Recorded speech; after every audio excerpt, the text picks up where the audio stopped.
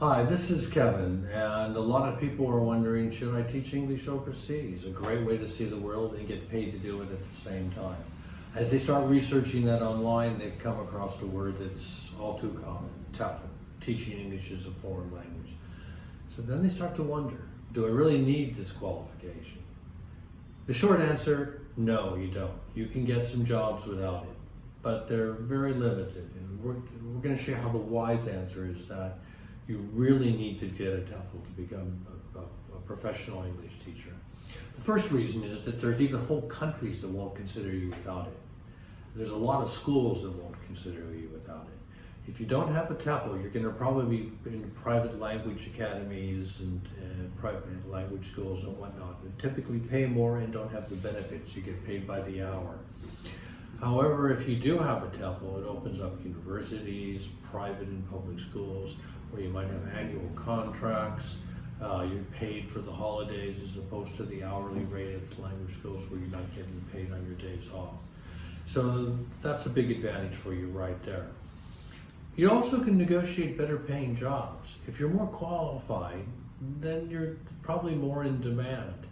If the salary they offer you is a little lower than you'd like, you can mention your TEFL. The fact that you do have a TEFL certification would help you maybe negotiate a better package, a higher salary, right?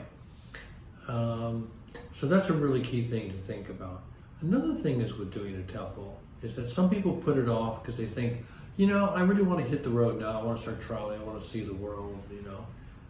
Well, why not see the world and get paid for it? What do I mean by that? Well, if you do your TEFL in a foreign country you'd like to teach in, let's say you want to do your TEFL in Thailand, where you're thinking about teaching, not only will you get the whole exposure of a climate, the cultural acclimatization, you're going to meet a lot of people and through the school, the TEFL provider you're working with, and you're going to get a lot of insights into the Thai culture.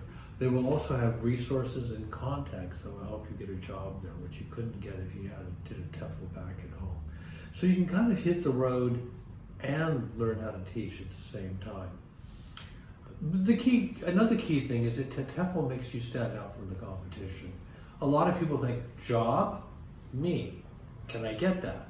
Well, it's really more like job and 100 of me, or maybe a couple hundred. And the thing is a lot of people that scan resumes in that 6 to 10 seconds don't read them, they scan them. And they'll see that you don't have a TEFL, you're going to get thrown out of the batch.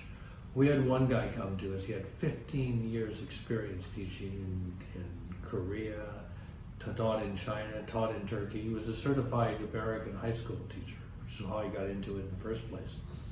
But to get the better jobs here overseas, a lot of times he wasn't getting called in for an interview because he wasn't TEFL. He didn't have a TEFL certification on his resume. So they didn't even look at his experience. Was he a better teacher than many people that applied? You bet he was. But he came to us, did a TEFL, and now he's got the best gig he ever did. He's teaching science in a Thai high school. He loves it. And that kind of gives us to our next reason. And this is the reason that always gets overlooked when people consider doing a TEFL. That they're always talking about jobs and when they get hired. And that's important for sure. But really one of the most important reasons to do a TEFL is to give you the foundational skill set. You know what to do when you get in the classroom. And that's crucial. The more competent you are in the classroom, the more confidence you'll be in front of your students.